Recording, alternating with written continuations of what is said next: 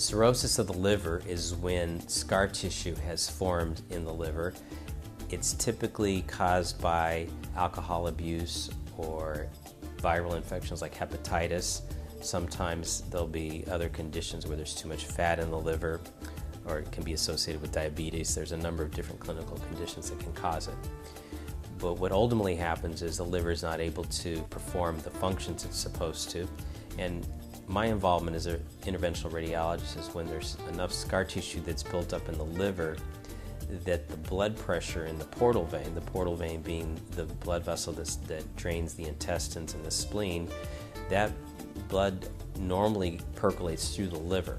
If there's too much scar tissue or too much cirrhosis in the liver, the blood pressure in that vein goes very high, and it can form basically varicose veins in the abdomen called esophageal varices and gastric varices, and these can cause problems with bleeding.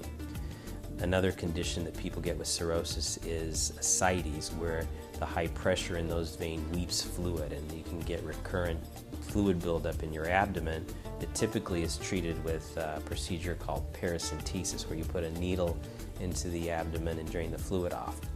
Now, if the bleeding varices or the ascites can't be controlled with less invasive techniques, then we can do a procedure called a TIPS procedure, TIPS, which stands for transjugular intrahepatic portosystemic shunt.